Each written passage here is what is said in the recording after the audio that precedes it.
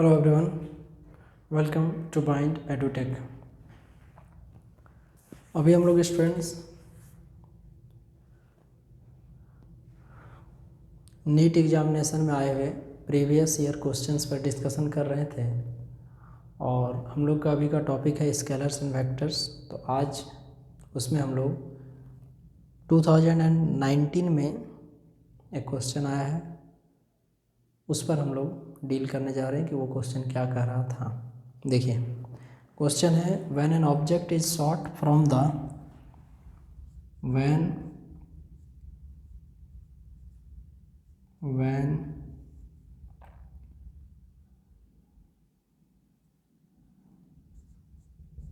when an object is shot from the bottom of a long smooth inclined plane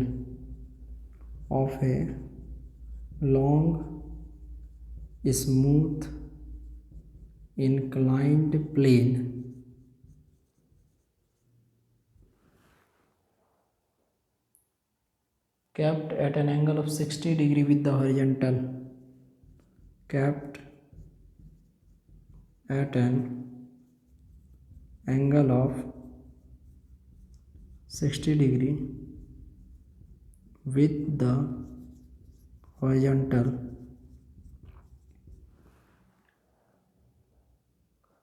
it can travel a distance of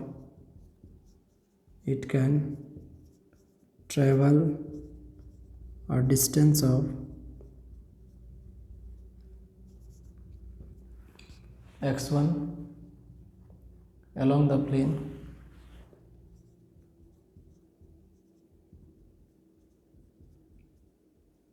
when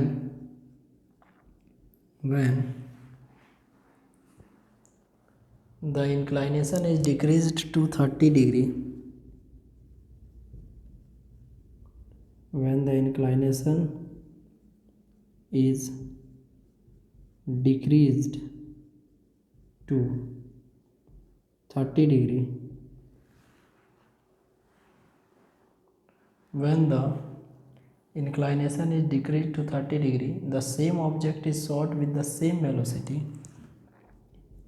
The same object is shot with same velocity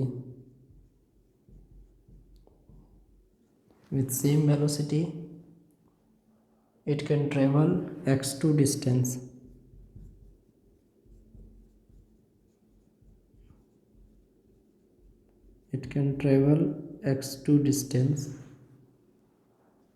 Then x1 to x2 is, first option है 1:2√3,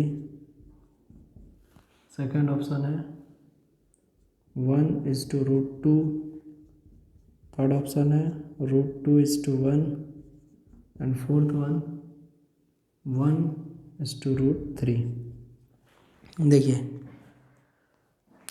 किसी object को जब shoot किया जाता है from the bottom of a long smooth inclined plane kept at an angle of 60 degree with the horizontal, मतलब horizontal के साथ एक्स एक्सिस के साथ किसी प्लेन को इंक्लाइंड किया गया है और वो इंक्लाइनेशन है 60 डिग्री का, और उसके बॉटम से बिल्कुल नीचे से जब किसी ऑब्जेक्ट को शॉट किया जाता है तो वो x1 डिस्टेंस को तय करता है, और यदि उस एंगल को 60 डिग्री से घटाकर 30 डिग्री कर दिया जाता है तो उस समय जो ऑब्जेक्ट है वो यदि सेम वेलोसिटी से और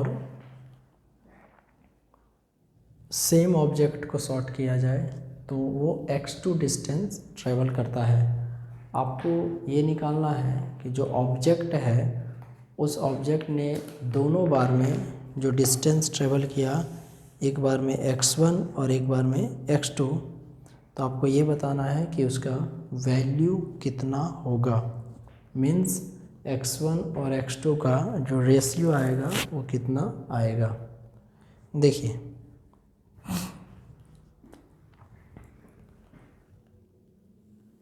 ये आपको सपोज कीजिए एक हॉरिजॉन्टल प्लेन है,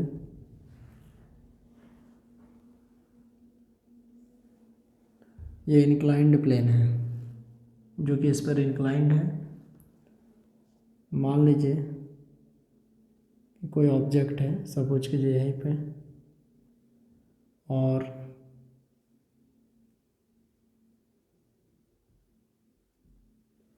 इस ऑब्जेक्ट के यहाँ पे देखिए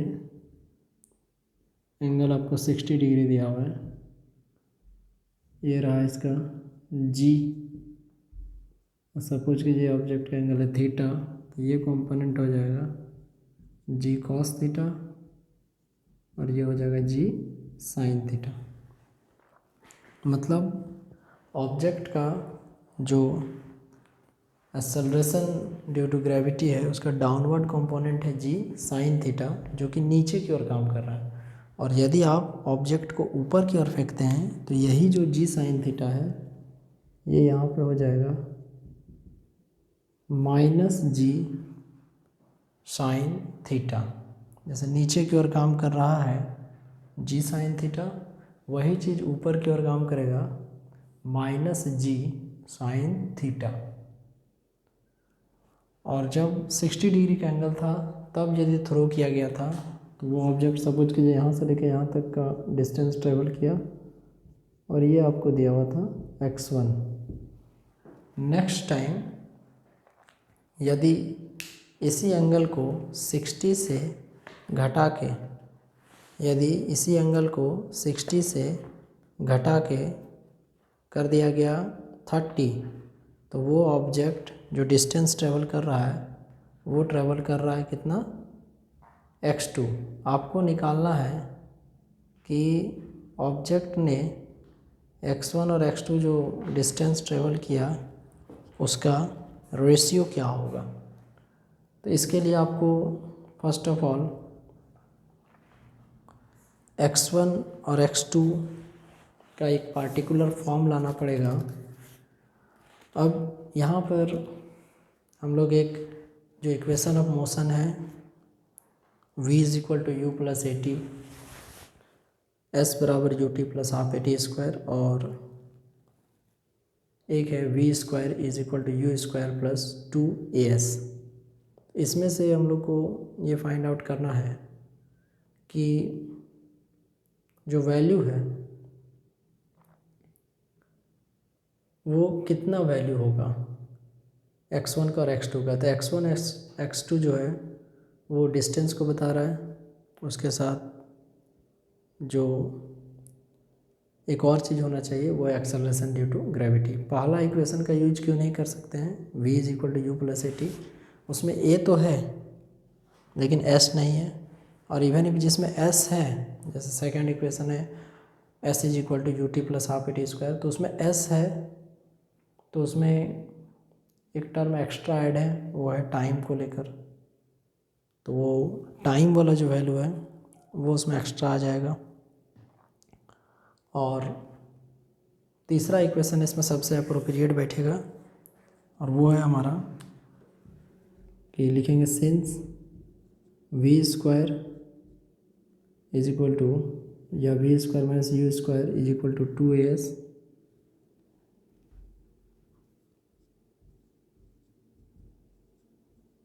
इसको लिख सकते हैं v square equal to u square plus 2as। V square is equal to u square plus 2as। ये जो फॉर्मूला आया v square is equal to u square plus 2as, अब हम लोग इस फॉर्मूला को दो कंडीशन के लिए अप्लाई करेंगे। एक पहला कंडीशन जब वो x1 डिस्टेंस को कवर करता है, और दूसरा कंडीशन जब वो x2 डिस्टेंस को कवर करता है।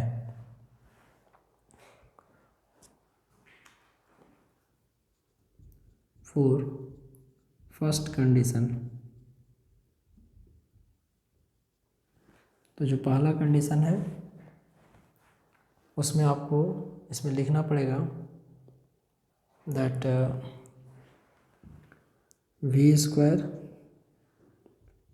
Is equal to u square plus 2। अब देखिए जो ए है उसके जगह हम लोग को यूज करना पड़ेगा minus g sine theta, minus g sine theta, और एस के जगह यूज करना पड़ेगा x1। तो यहाँ से v square is equal to u square plus 2 into minus g sine theta x1।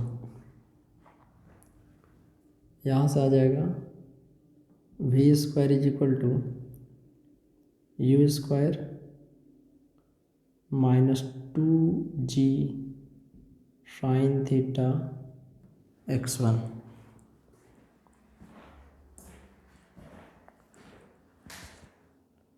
Okay,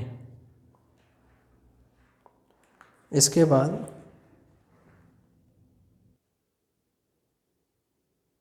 we square is equal to u square minus 2g sine theta x1। And now यहाँ से चूँकि object को जब हम लोग फेंक रहे हैं तो उसका जो फाइनल वेलोसिटी है वो हो जाएगा 0, क्योंकि जब हम लोग उसको फेंके आगे जाके वो रुक गया, तो जब वो रुक गया तो उसमें उसका वेलोसिटी 0। तो यहाँ लिखेंगे v इज इक्वल टू 0। तो 0 बराबर u square minus 2g sine theta.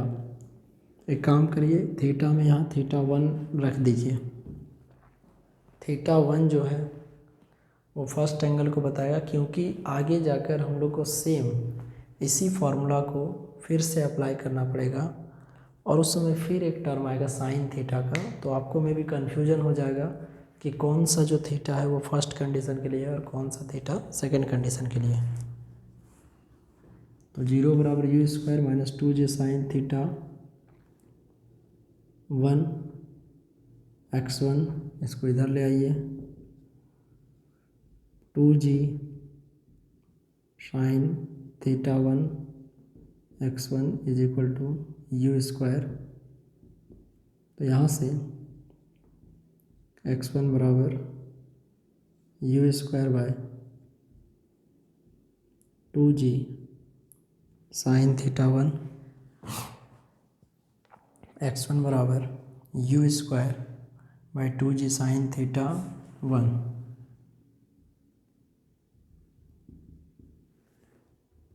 ये आप मान लीजिए इक्वेशन नंबर 1। अब सेकंड कंडीशन के लिए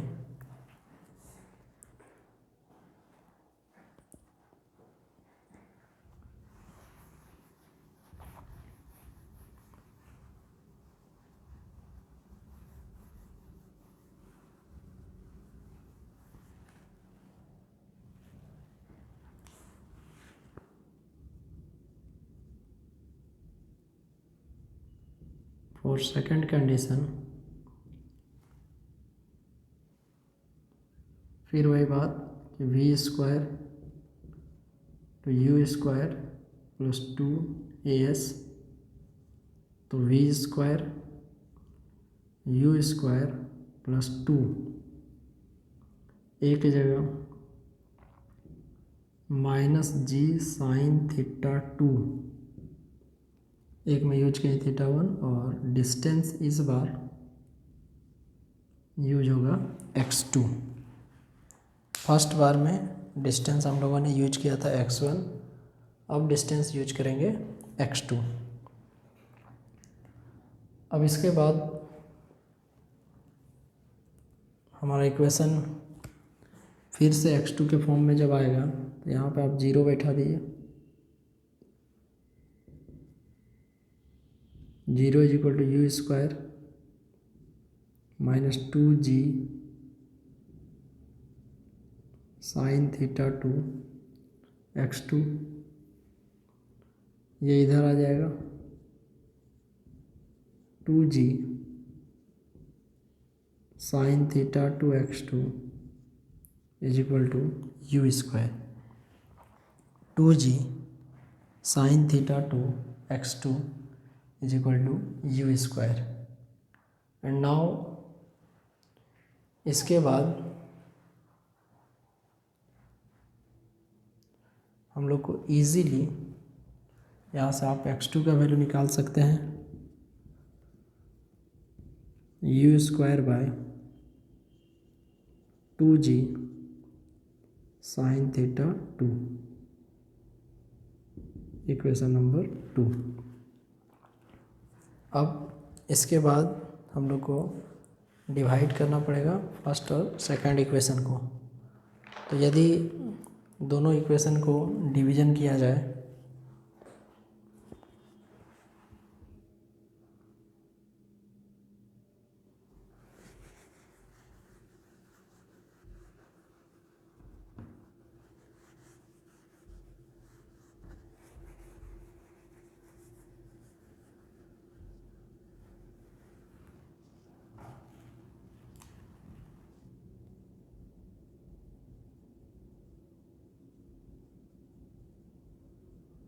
dividing equation 1 by 2,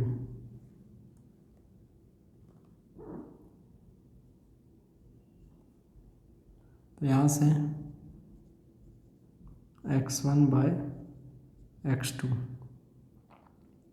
you square by 2g sine theta 1, और यहीं पे हम लोग को वैल्यू पुट करना पड़ेगा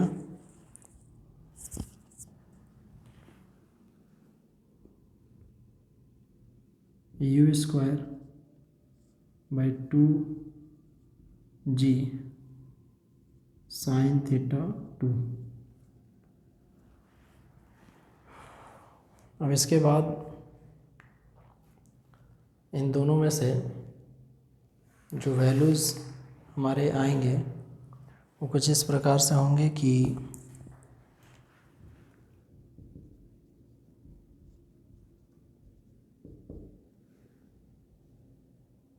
ये कैंसिल हो जाएगा, 2g cancel, sign theta 2 by sine theta 1। अब यहाँ से जो थीटा 2 है वो बाद में जो एंगल हम लोग माइनस किए हैं उसको बता रहा है, और जो थीटा 1 है वो इनिशियल स्टेट का एंगल को बता रहा है।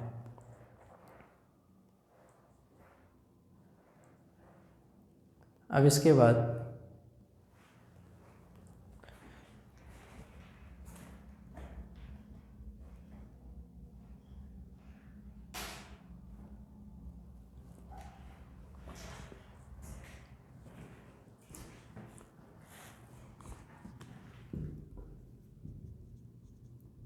x1 by x2 sine 30 by sine 60, sine 30 1 by 2 और साइन 60 √3 बाय 2, कैंसिल हो जाएगा, 1 बाय √3 लिख सकते हैं, 1:√3, ऑप्शन नंबर डी। तो इस क्वेश्चन का आंसर हो जाएगा 1:√3। अब इसके बाद हम लोग देखेंगे 2000 ईस्वी में एक क्वेश्चन पूछा गया था,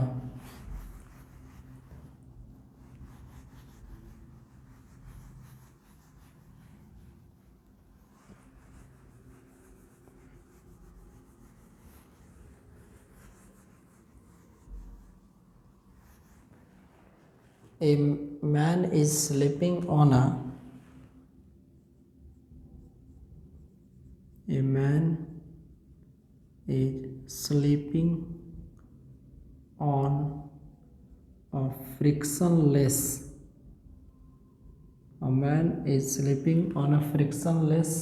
inclined plane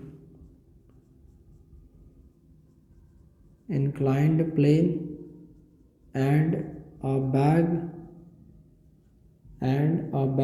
falls down from the same height.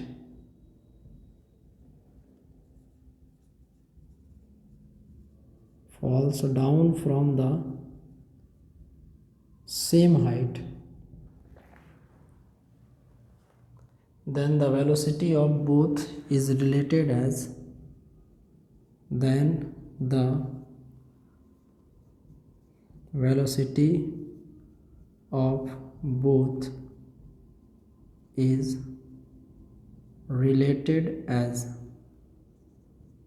पहला Vb is greater than Vm, दूसरा Vb is less than Vm, तीसरा Vb बराबर Vm, और चौथा Vb and Vm can't be related. अब यहाँ पे जो Vm है वो है वेलोसिटी ऑफ मैन, और जो Vb है वो है वेलोसिटी ऑफ बैग।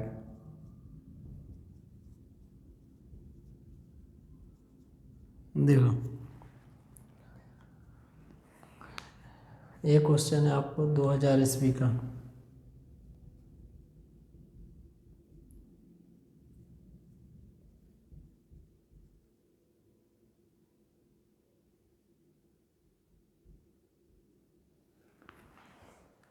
देखिए, एक आदमी किसी फ्रिक्शनलेस सरफेस पे स्लीप कर रहा है जो कि इंक्लाइंड प्लेन है, और एक बैग भी सेम हाइट से, ठीक है, and a bag falls down from the same height, then the velocity of both is related as. देखिए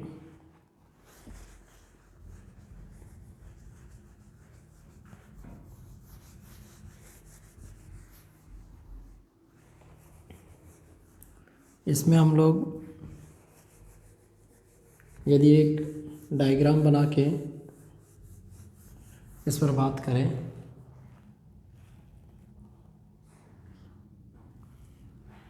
मान लीजिए कोई इंक्लाइंड प्लेन है,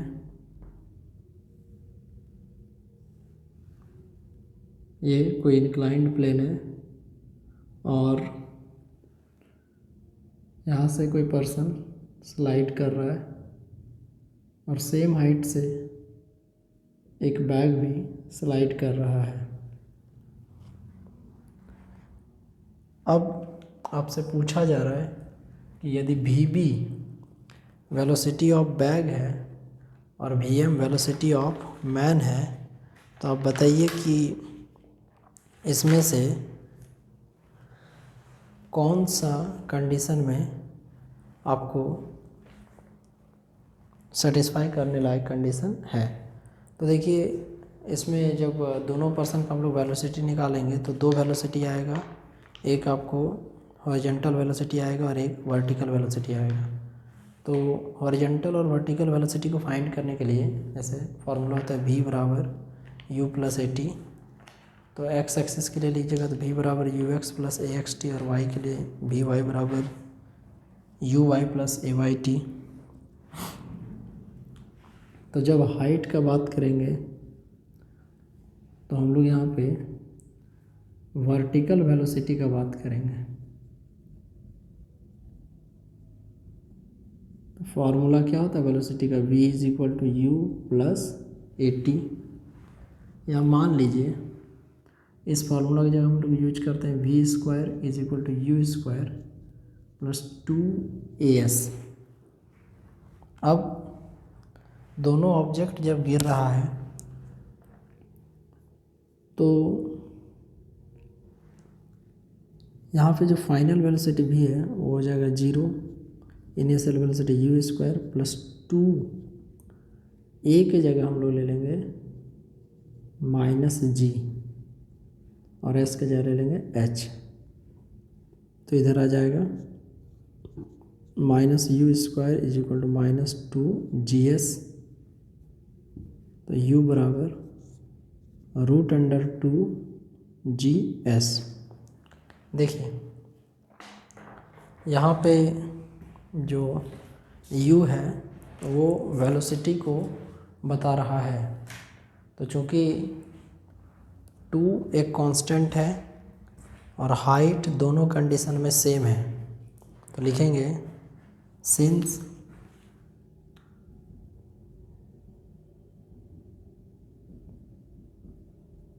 height in both condition is same,